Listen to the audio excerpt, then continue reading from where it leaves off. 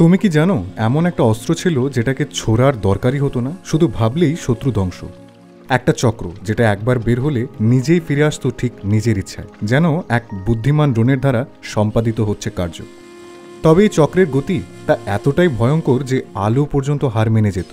আর শুধু তাই নয়, এটা সময়, স্থান, এমনকি বাস্তবতার সীমারেখাও ভেদ করে যেতে পারত।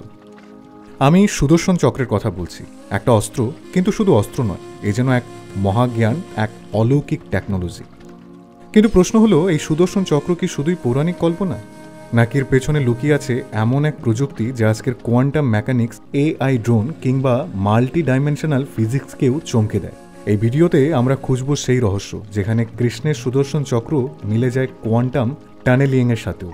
তাহলে দেরি না করে আর ভিডিওটি স্কিপ না করে আমাদের সঙ্গেই থাকো এই মহারহস্য জানার জন্য। রামায়ণ মহাভারতের পাতায় ছিল এমন ইঙ্গিত যা টাইম ট্রাভেলের বর্তমান ধারণাকেও চ্যালেঞ্জ ছুড়ে দেয়। পুরাণ অনুযায়ী সুদর্শন চক্র ছিল একটি ঘূর্ণয়মান অস্ত্র, যার গতি এতটাই তীব্র ছিল যে চোখে দেখা যেত না। এই চক্র বাতাসকে কেটে ফেলত, শত্রুর মাথা আলাদা করত মুহূর্তেই। আর সব থেকে আশ্চর্য, এটি নিজের ইচ্ছায় টার্গেট খুঁজে বের করত। শ্রীমদ্ ভাগবত পুরাণ, বিষ্ণু পুরাণ ও মহাভারতে বহুবার এর ব্যবহার হয়েছে। জরাসন্ধ, শাল্য, শিশুপাল, ভবদত্ত এইসব ভয়ঙ্কর রাজারা এই চক্রের কোপে ধ্বংস হয়েছে। কিন্তু প্রশ্ন জাগে, কিভাবে এটা কাজ করত? এটা কি শুধুই অলৌকিক শক্তি, নাকি এর পেছনে ছিল এমন কিছু যা আজকের বৈজ্ঞানিক দুনিয়াও ঠিকমতো বুঝে উঠতে পারেনি? কোয়ান্টাম টেকনোলজির মিল। চলো দেখি কিছু তুলনা। Quantum locking and levitation. Sudarshan Chakra একবার ছোড়া হলে মাটিতে পড়ত না। আধুনিক কোয়ান্টাম মেকানিক্সে সুপার কন্ডাক্টরস দিয়ে তৈরি বস্তুগুলি যদি নির্দিষ্ট তাপমাত্রায় থাকে, তবে সেগুলো ম্যাগনেটিক ফিল্ডে ভেসে থাকতে পারে, একদম চক্রের মতো। Self guided targeting. আজকের স্মার্ট মিসাইল যেমন এআই ভিত্তিক টার্গেট খুঁজে নেয়, সুদর্শন চক্র একই কাজ করত। নিজেই সিদ্ধান্ত নিত কাকে আঘাত করবে। Teleportation, quantum tunneling. চক্র হঠাৎই এক জায়গা থেকে অন্য জায়গায় পৌঁছে যেত। এটা মিল খায় কোয়ান্টাম টানেলিংয়ের সঙ্গে, যেখানে এক বস্তু বা কণা সময় ও স্থানের প্রতিবন্ধকতা ডিঙিয়ে গন্তব্যে পৌঁছাতে পারে। Return mechanism. Boomerang technology.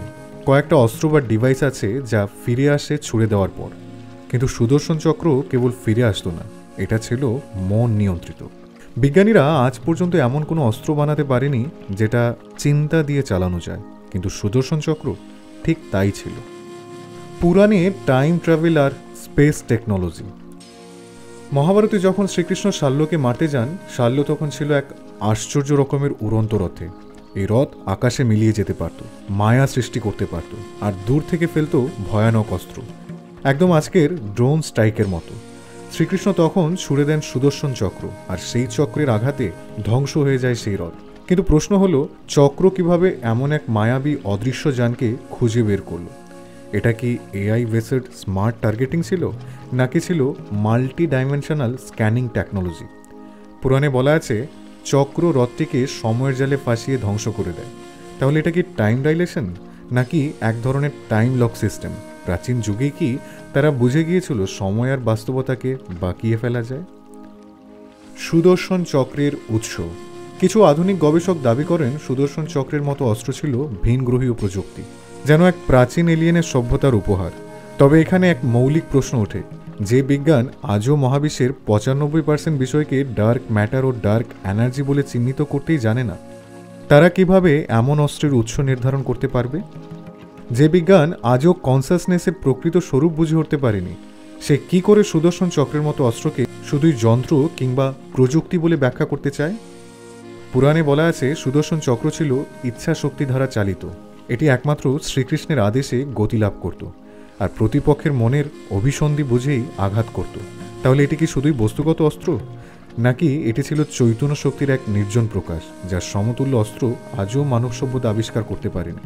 সুতরাং এই অস্ত্রকে এলিয়েন প্রযুক্তি বলে চালিয়ে দেওয়া আসলে এক অজ্ঞতার মোড়কে জ্ঞানের ভ্রান্ত উচ্চারণ, যা যুগে যুগে আমরা করে এসেছি। যা বুঝতে পারিনি তাকে অলৌকিক বলে মুছে ফেলেছি। ভগবানকে বা তার শক্তিকে জ্ঞানের মাধ্যমে নয়, ভক্তি আর বিশ্বাসের মাধ্যমেই মানতে হয়। ব্রহ্মাস্ত্র বনাম সুদর্শন চক্র। ব্রহ্মাস্ত্র ছিল ধ্বংসাত্মক, যেখানে পড়ত সেখানে সবকিছু ছারকার করে দিত। কিন্তু সুদর্শন চক্র এটা ছিল নির্দেশনাবাহী এক বুদ্ধিমান অস্ত্র, যার টার্গেট ছিল একটাই, অপরাধী। না নিরীহ কেউ, না প্রকৃতি, শুধু যার বিরুদ্ধে যুদ্ধে নামা হয়েছে চক্র তার দিকেই ছুটে যেত, একদম নিখুঁতভাবে। এক কথায় প্রিসিশন লেজার মিসাইলের মতো।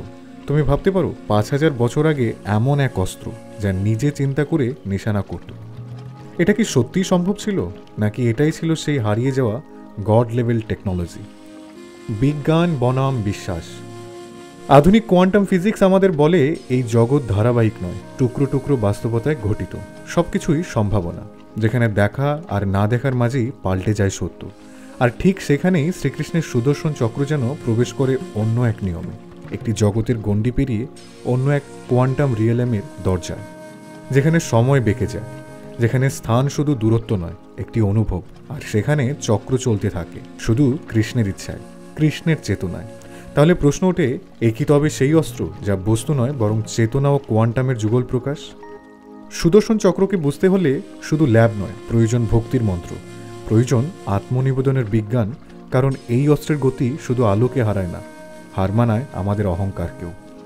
তাহলে এবার প্রশ্ন হতে পারে, কৃষ্ণ কে? তিনি কি শুধুই এক রাজপুত্র, নাকি এক অসাধারণ কূটনীতিক যিনি নিজের বুদ্ধিতে কৌরবদের পরাস্ত করেছিলেন? না, একেবারেই না। তিনি পুরুষোত্তম, শ্রেষ্ঠতম পুরুষ। তিনি ভগবান, যার গুণ, শক্তি, ঐশ্বর্য, জ্ঞান, ত্যাগ আর মুক্তি অনন্ত। তিনি সময়ের গণ্ডি ছিঁড়ে আসা এক অনাদি চেতন। তিনি সৃষ্টির আগে ছিলেন, শেষের পরেও থাকবেন। গীতায় শ্রীকৃষ্ণ ঘোষণা দেন 11 অধ্যায় 32 নম্বর শ্লোকে, আমি সময় জগতের বিনাশকারী রূপে আবির্ভূত হয়েছি। ভাবতে পারছো, সময়ও যার হাতের খেলনা, যেখানে আমরা সবাই সময়ের দাস, তিনি সেই সময়েরই প্রভু। তিনি আবার গীতায় বলেন 10 অধ্যায় 8 নম্বর শ্লোকে, আমি সবকিছুর উৎস, সবকিছু আমার থেকেই সৃষ্ট। তাহলে কি তিনি শুধুই একজন অস্তিত্ব, না তিনি সেই চেতন প্রবাহ যেখানে গলে মিশে যায় জন্ম, মৃত্যু আর পুনর্জন্ম, যেখানে সময় নেই, কেবল চিরন্তর সত্তা? অর্জুনকে স্পষ্ট করে বলেছিলেন গীতার 7 অধ্যায় 26 নম্বর শ্লোকে, আমি জানি অতীত, বর্তমান ও ভবিষ্যৎ। মানে কি? তিনি সময়ের মধ্যে দিয়ে হাঁটেন না, তিনি সময়কে দেখেন, যেন সময় তার চোখের সামনে এক খোলা বইয়ের মতো উন্মুক্ত পাতা। তিনি আরও বলেন, আত্মা কখনো জন্মায় না, কখনো মরে না, আর সেই আত্মারই চূড়ান্ত প্রকাশ আমি। শ্রীকৃষ্ণ, যিনি সুদর্শন চক্রের মতো চিরন্তন, ঘূর্ণয়মান কিন্তু ধ্বংসাত্মক নয়, বরং রক্ষা ও পুনর্জাগরণের প্রতীক। তাহলে কৃষ্ণটাকে? তিনি হলেন দ্য কসমিক প্রোগ্রামার, যিনি এই মহাবিশ্বের কোডিং লিখেছেন, দ্য টাইমলেস ট্রাভেলার, যিনি কালের সীমানা পেরিয়ে চলেন, যেখানে সময়ও থমকে দাঁড়ায়। তিনি হলেন পরমাত্মা রূপে এই পৃথিবীতে আগত সেই চিরন্তর পরম ব্রহ্ম, যিনি চক্রের মতো সময়কে নিজের ইচ্ছায় ঘুরিয়ে দেন। তিনি আমাদের আত্মার পেছনে দাঁড়িয়ে থাকা এক অদৃশ্য আলো, যার সান্নিধ্যে এসে পাথরও প্রাণ পায়। তার মহিমা ব্যাখ্যা দিয়ে শেষ করা যায় না, কারণ তিনি ব্যাখ্যার বাইরে। তিনি অতীন্দ্রিয়, ইন্দ্রিয়েরও ঊর্ধ্বে।